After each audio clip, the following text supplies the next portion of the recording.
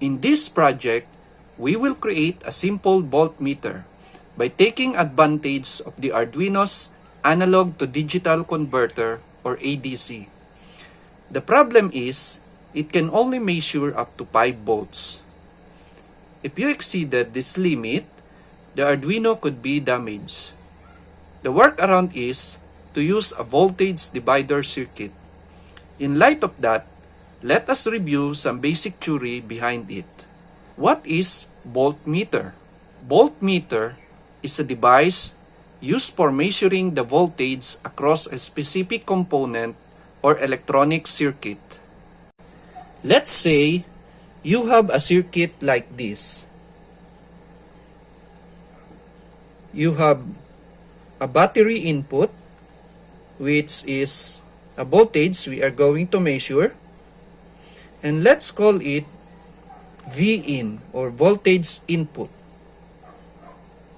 Across that, we will put a resistor and let's call it resistor R. The current flowing through the resistor R is called, let's call it I. According to Ohm's law, the voltage across R, let's call it as VR, is equal to the current flowing through the circuit multiplied to the resistance, where voltage is in volts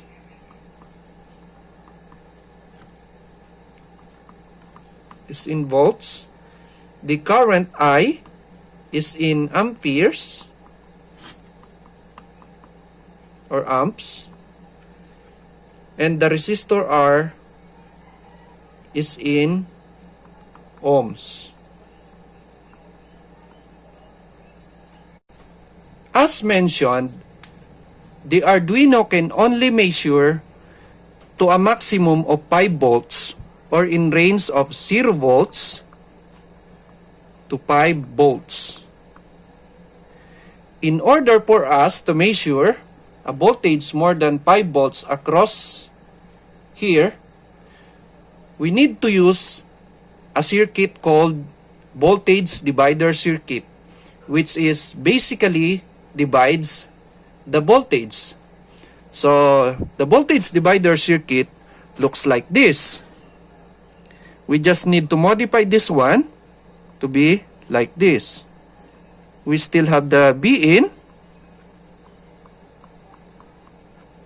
but we need 2 resistor values.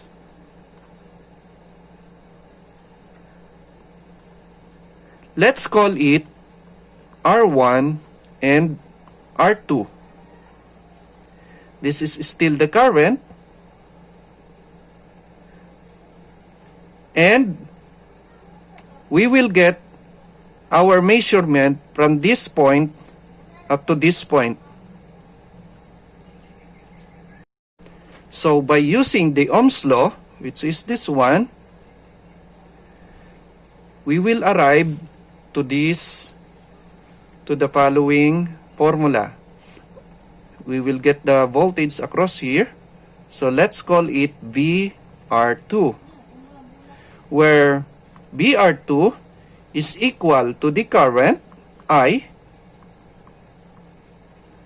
multiply to the resistor R2, where the current I is equal to the voltage input V in divided by to the total resistance, which is R1 plus R2.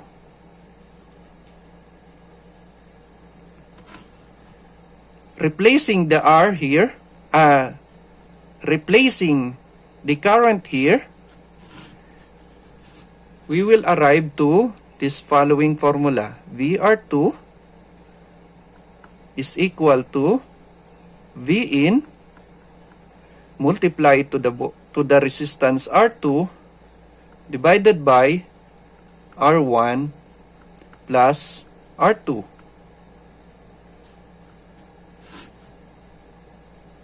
So the voltage across VR2 is the voltage across here multiplied to the resistance here divided by to the total resistance. If we have a resistance R1 and R2 with equivalent value, R1 is equal to R2, replacing the R1 here, we have BR2,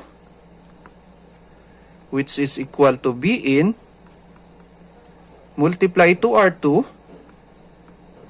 divided by R2, which is we replace with this, plus R2. Then we have B in R2 divided by R2 plus R2 is 2R2. Cancel this one. So basically, the voltage will become the half of the input voltage. So the voltage across R2 will become half of the voltage input. So that's why this circuit is called voltage divider circuit.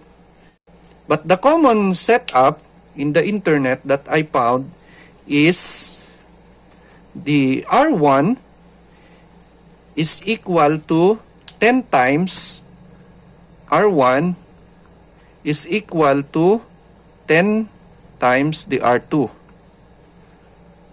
So they use R1 equal to commonly used is 100 kilo ohms and R2 is equal to 10 kilo ohms. So taking that here, we can use a formula like this. VR2 is equal to V in multiply to R2 R1 plus R2.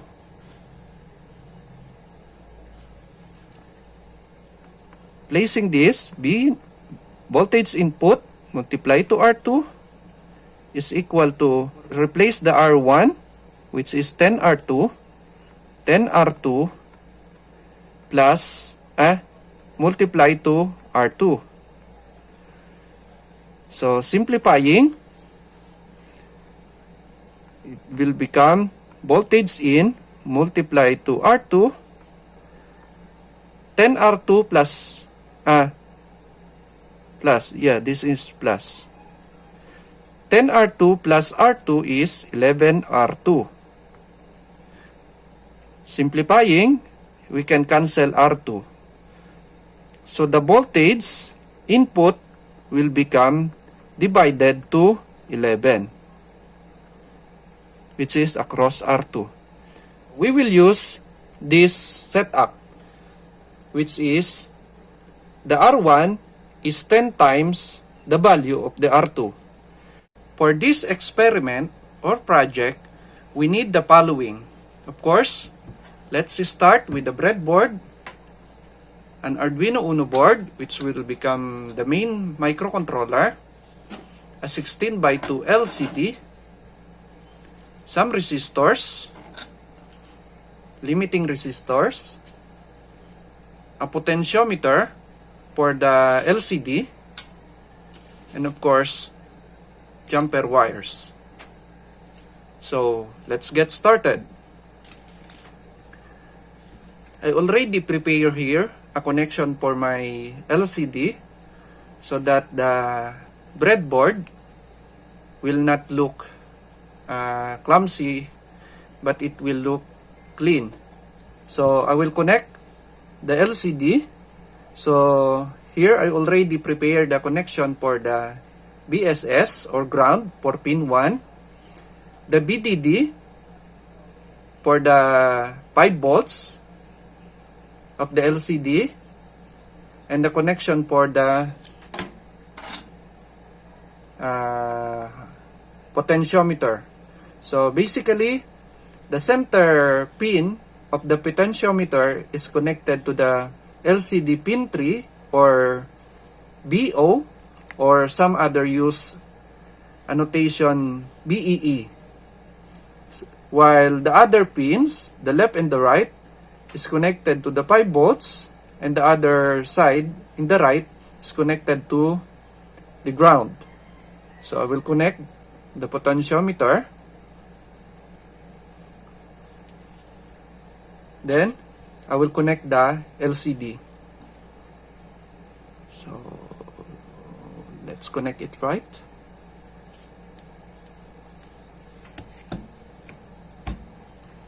Then I will put some limiting resistors between pin 15 of the LCD or anode going to the 5 volts with a resistor value of, I don't know if this is 100K, black, brown, red, 220 ohms. So we'll connect it like this. While the pin 16 or the cathode is connected to the ground. Then I will connect register select. Don't know. I can pin it. Register select to digital pin 13 of the Arduino. The RW is tied to the ground. So I already connect it to the ground. And the enable pin, what's the enable pin? Is connected to digital pin 12. Next, the D0, D1, D2, and D3 is not connected and left open because we are going to use a 4-bit mode of the LCD. So I will connect to D4. We'll tie it to digital pin 11. The D5 to digital pin 10. The D6 to digital pin 9. And lastly, for the LCD, the D7, data bit 7 is connected to digital pin 8. So it looks neat. Next, I only have a resistor value of 560 ohms and 56 ohms. So this is enough for the voltage divider circuit, which is the value of R1, which is 560, is 10 times the value of R2, which is 56. We will connect the 56 ohms as voltage input.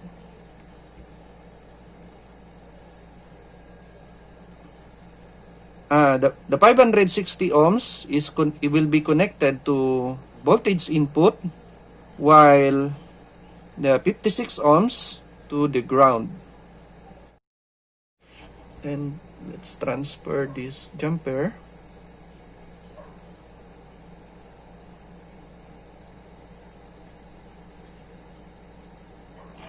Yeah. Then we will get the measurement here. So here it will looks like this. This is 560. There is a jumper here.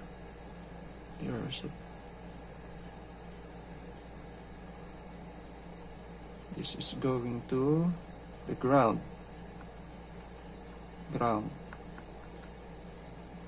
ground. This is 56 ohms. This is going to the Arduino. Arduino A5, I think, or any analog pin. And here will be our voltage input. So this will be the positive voltage input and this is the ground. Then let's connect this to A5.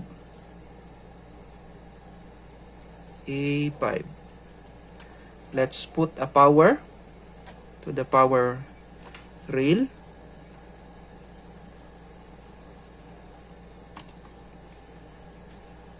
Five volts and the ground. Then we will use this one as voltmeter.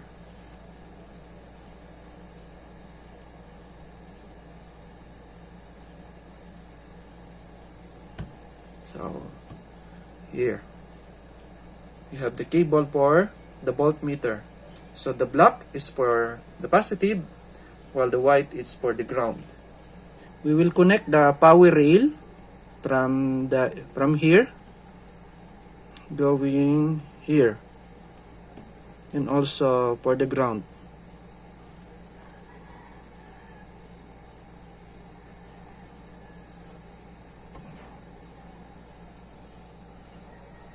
Now let us go here in my desktop. So now we are here in my desktop. I already prepared the sketch, Arduino sketch. So basically, we include the liquid crystal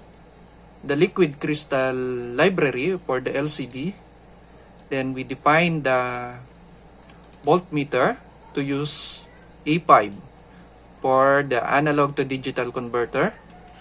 Then we initialize the object with its pins, which is pin 13 to pin 8. Then we initialize and declare a integer raw voltage variable. We use a float voltage output, a float voltage input. This is the voltage we are going to read. And we have also a float R1 value, which is for us, we use a 560 ohms. And the R2 is also a float with 56 ohms. Then here in setup, we initialize the LCD and print the necessary printout. Then we set the pin direction for the B meter or for voltmeter pins as input. And in the loop, every time the loop starts, it will get the raw value by reading the analog value in the A5. Then the B out is equal to the raw voltage, which is from the raw voltage is 10-bit ADC, which ranges from 0 to 1023. So we add 1 here. So we use float multiply to 5.0 or 5 volts. This is the maximum voltage the Arduino Uno can accept, divided by to 1024. And that is the input voltage or the voltage we are measuring. So B out divided by R2 over R1 plus R2. Next, we print the raw value in the LCD. If the value is basically this prints we just add additional space. So if the value is less than 10, so that is 0 to 9, we add 3 spaces. If the value is less than 100, so that is 10 to 99, 2 digits value, we add 2 digits here. If the value is less than 1,000, that is 100 to 999, we add a single space. Then, we print the raw voltage. Next, we set the cursor location, position. Then, if the value of the voltage input is less than 10, that is 0 to 9, we put additional single space. Then, we print the voltage input. And we delay for 500 milliseconds. So, let's connect the USB cable of the Arduino Uno. So, as of now, there is no value. So, first, let's go to the tools and make sure that the correct board is selected. So, as for us, that is Arduino Uno. Then, we select the correct COM port. So, as for us, this is COM7. After that, hit the upload button. Compiling, uploading, done uploading. Now that we already uploaded the sketch to our Arduino Uno, and when you see that there is no display in the LCD, you can adjust the contrast potentiometer so that you can see the character. So let's turn it going to the ground. Yeah. So now, currently I am connected to, I connect our voltmeter to the positive 5 volts power rail of the Arduino Uno. And as you can see, it is reading 5 volts. Let's measure the voltage using my voltmeter. This is around 4.5 according to my voltmeter. But I think our Arduino voltmeter is much accurate than this one. Next, we are going to measure this barrel jack, which has an output of 12 volts. So, I will plug it in.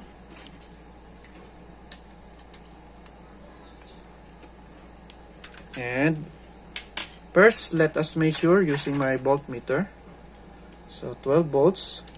So, the center is positive and the outside is ground. So, the measurement is 12.26. So, with our Arduino voltmeter, this should be read more than this. So, I will remove our test pin. I will connect the center, positive, inside, and external to ground. Yeah, it's almost 13. I cannot connect it properly, that's why it's changing.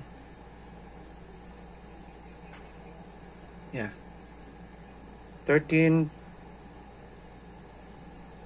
14, 13.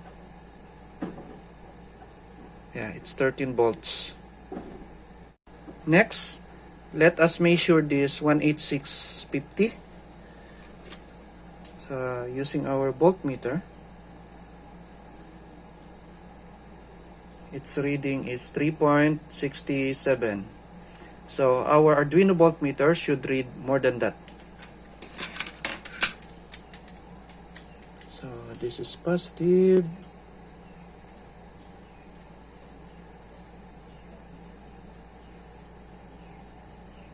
This is positive and this is the ground. Oh, Damage. Reset.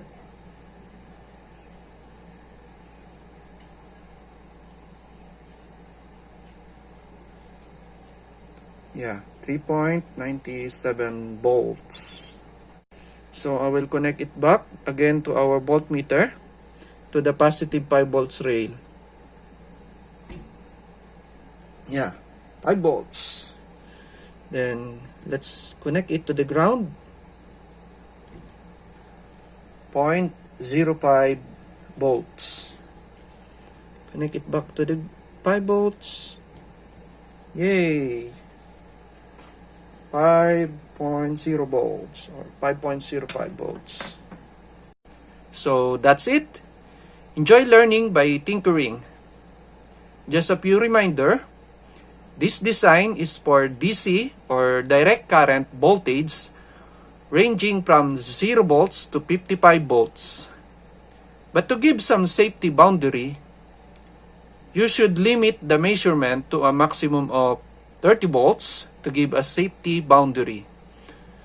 Also, be extra careful for the connection of the R1 and R2, because if you accidentally swap the connection of R1 and R2 and you use it to measure a voltage more than 5 volts, you could harm your Arduino. That's all for now. If you have question regarding this, just write it in the comment box. I will try to answer it to the best I can understand. Please give me thumbs up and share this to your friends. And don't forget to subscribe. Thank you and have a good day. George signing off. Bye.